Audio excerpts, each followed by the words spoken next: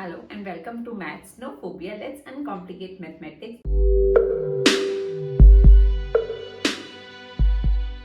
In this video, I'm going to discuss about sequences. See, sequence के syllabus में business mathematics में सिर्फ AP और GP है. Fine. सबसे पहले let me discuss what is sequence.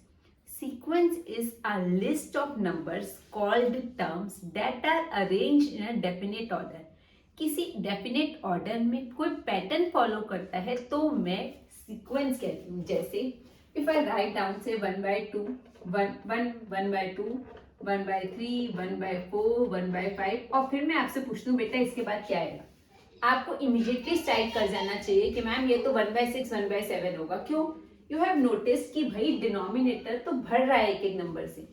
अगर मैं सिंपली सिंगलटन 1 लिखूं तो भी अंडरस्टूड है कि डिनोमिनेटर में 1 होगा, बिकॉज हर नंबर के डिनोमिनेटर में 1 होता ही है ना.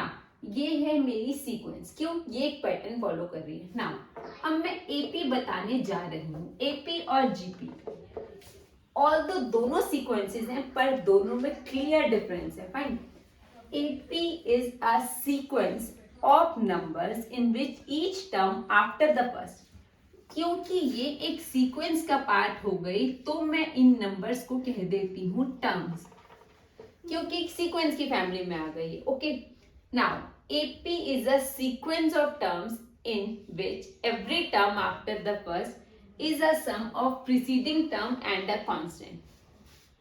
जैसे एक बेसिक एग्जांपल है 1 2 3 को, ये मैं पूरे एपी को इसको बेस बना के एपी समझती हूँ. First term is denoted by small A. एक मेन क्लियर डिफरेंस पर है जो कांस्टेंट है पूरी सीक्वेंस में. देखिए 2 - 1 भी 1 है, 3 - 2 1 है, 4 - 3 भी 1 है.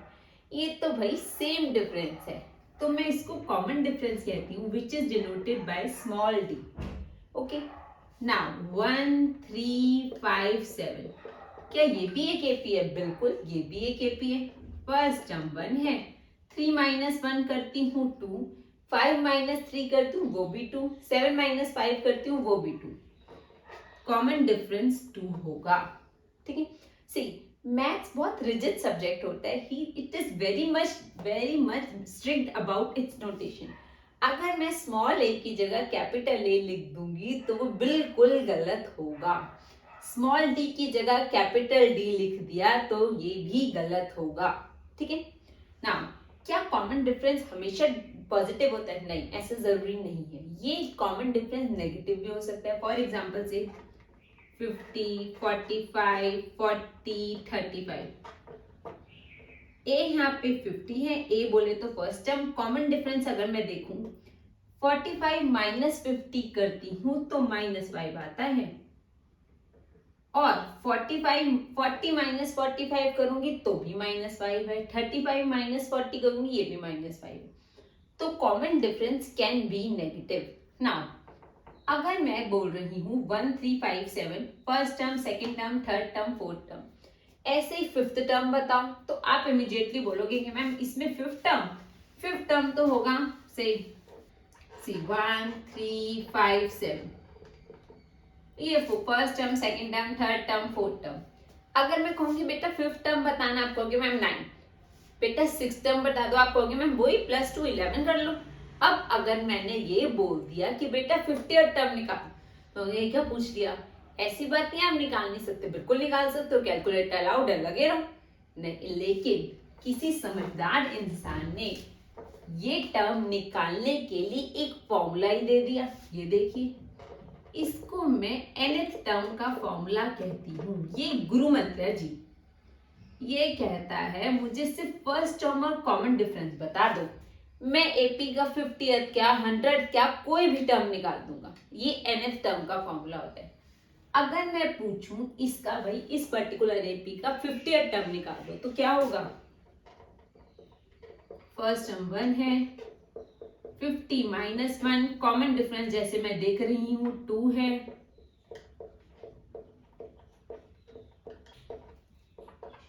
क्या आ रहा है 50th term? Will it be 99? बिल्कुल. क्यों? 49 × 2 करती हूं तो 98 आता है, 98 + 1 99. ये nth टर्म का फॉर्मूला होता है एपी के।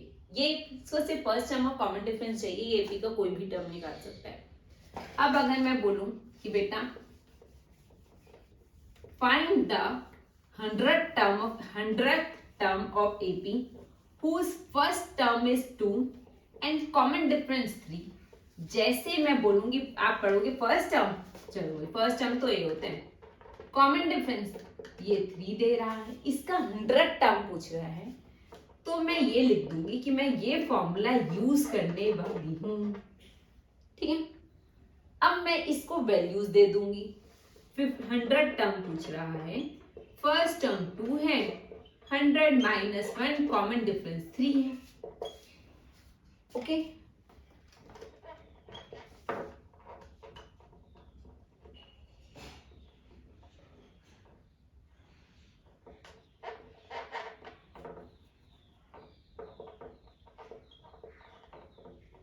ये 100 टर्म हो गया। Learn to highlight your answers.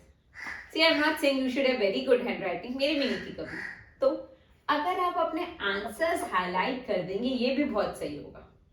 ठीक है, इससे आप लोग भी क्लियर रहेंगे, वी एज एग्जामिनर हम भी क्लियर रहते हैं कि चलो ये बच्चे ने फाइनल दिया, ये आपने प्रिपेयर कर दिया, it is ready to evaluate.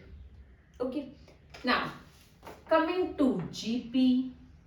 GP भी एक सीक्वेंस होती है in which every term after the preceding it is a product of preceding term, okay, and a common ratio। देखिए जैसे 2, 4, 8, 16, ये एग्जाम्पल मैं हैंडी रखूंगी जीपी के लिए। जीपी में भी फर्स्ट टर्म तो भाई 2 होता है, common ratio denoted by small r always. See 4 divide by 2 करती हूँ तो भी 2 आता है, 8 डिवाइड बाय 4 करती हूँ तो भी 2 आता है, 16 डिवाइड बाय 8 करती हूँ तो भी 2 आता है, इसलिए मैं इसको कॉमन रेशियो कहूंगी। फाइन, अब जैसे इसमें भी अगर मैं बोलूं कि भाई इस पर्टिकुलर जीपी का 100 टर्म निकाल दो, 50 टर्म निकाल दो, इसके लिए भी किसी समझदार इंसान ने nth टर्म का फॉर्मूला दे दिया। इसके nth टर्म का फॉर्मूला क्या है? a r raise to the power n minus 1। First term 5 है, कॉमन रेशियो 2 है, क्वेश्चन मुझसे 6th टर्म चाहता है। 5 into 2 raise to the power 6 minus 1, 5 2 raise to the power 5, ये होगा हमारा 32 इंटू 5, ये आएगा हमारा 160। ये 6th टर्म है। एक गलती, आई कॉल इट ब्लंडर, जो बच्चे करते हैं वो ये 5 इंटू 2 कर देते हैं। क्यों भाई, 2 के ऊपर तो पार लगी हुई है, इसको इससे मल्टीप्लाई थोड़ी कर सकती हूं मैं, क्योंकि 2 अपनी पार लेके बैठा है, वो 5 से मल्टीप्लाई नहीं होगा। ये nth टर्म है जीपी के कोई भी टर्म निकालने के लिए, और एपी का nth टर्म का फॉर्मूला ये होता है, ये कहता है एपी की कोई टर्म दो, मुझे एपी का सिर्फ फर्स्ट टर्म और कॉमन डिफरेंस दो, I am ready to find any term of AP. In the same way GP में ये वाला फॉर्मूला कहता है मुझे फर्स्ट टर्म और कॉमन रेशियो दो, मैं जीपी का कोई भी टर्म निकाल सकता हूं। ये जीपी के nth टर्म का फॉर्मूला है। Fine, now a number capital A is called arithmetic mean between A and B if A, capital A and B are in AP. अगर ये ए और बी के बीच में आके एपी फॉर्म कर दे और A is equal to A plus B by 2 ऐसा कुछ हो, तो मैं इससे कहूंगी कि भाई ये तो अरिथमेटिक मीन है। फाइन, ये एक बेस बन जाता है एपी प्रूव करने के लिए।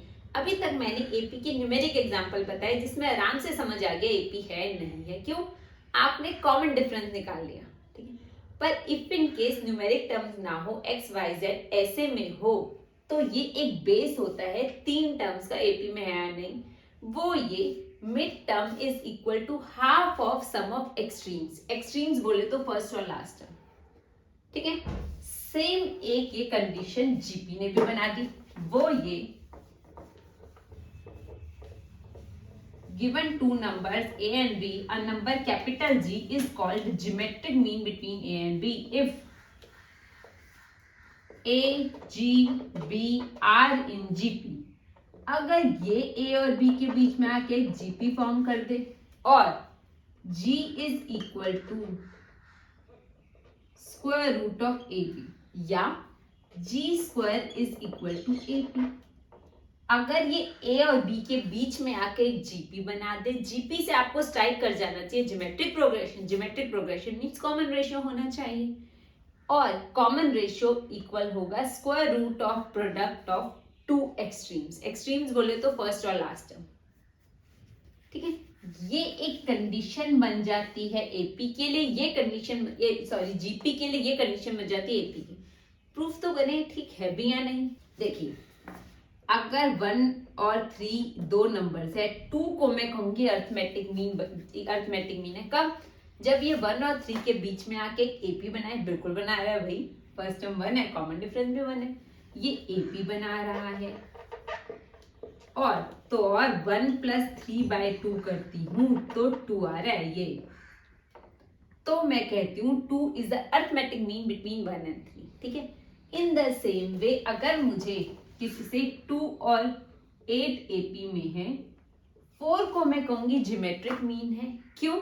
ये 2 और 8 के बीच में आके एक जीपी फॉर्म करता है और तो और 4 का स्क्वायर 2 और 8 के प्रोडक्ट के इक्वल है। चेक कर लीजिए, बिल्कुल है। ये एक सफिशिएंट, नेसेसरी और सफिशिएंट कंडीशन बन जाती है एपी और जीपी प्रूफ करने के लिए। अगर ये कंडीशन सेटिस्फाई कर रही है कोई सीक्वेंस, दैट मींस वो एपी है, और अगर एपी है तो ये कंडीशन सेटिस्फाई करेगी ही करेगी। प्लस अगर कोई सीक्वेंस ये कंडीशन सेटिस्फाई कर रही है तो जीपी है, और अगर जीपी है तो ये कंडीशन सेटिस्फाई होगी ही होगी। चेक कर लीजिए, ठीक है। ये बेस है एपी और जीपी के लिए। Fine. Now in my next video I'll discuss more about AP and GP. Will be assuring complete difference between these two. Okay, no need to make any confusion. हम sum of n terms of AP पढ़ेंगे और sum of n terms of GP भी पढ़ेंगे। Okay, till then watch this particular video. Thank you.